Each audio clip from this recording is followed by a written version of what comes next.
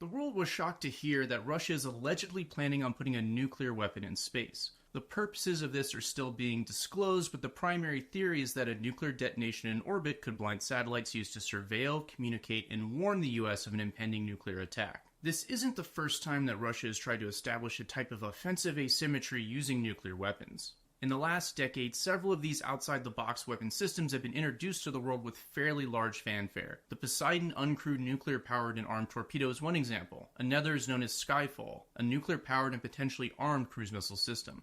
In each case, these unique weapons have created baffling new problems for Western planners because despite each device's intended use case, they all have the potential for accidental destabilization of deterrence that seems to outweigh the purposeful deterrence they want to conceive.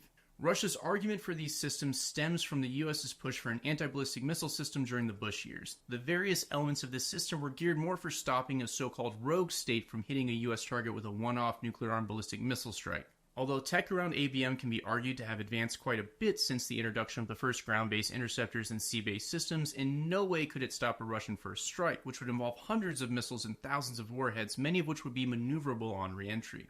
More than a decade after the US leaves the ABM treaty, Putin announces Russia's response to what it sees as a tilting balance in the game of mutually assured destruction. The concept of a nuclear-armed or powered space vehicle was not among the things shown in this video. So what changed since that presentation in 2018?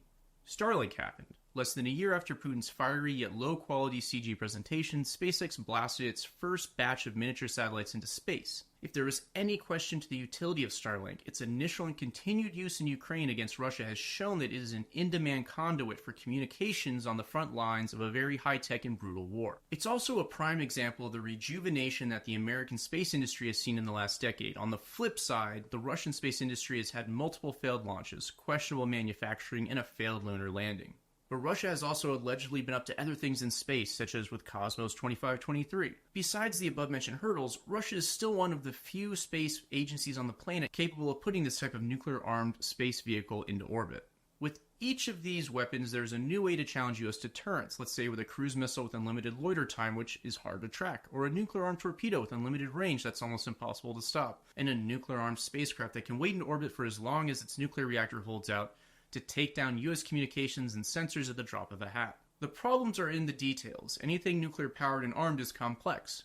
Adding complicated, untested chess pieces to the carefully calibrated game of nuclear war is asking for unintended consequences. A nuclear-armed orbital vehicle isn't predestined to accidentally explode and start a chain reaction that results in millions dead, but it's unnerving to think about the myriad of bad possibilities that such a weapon creates.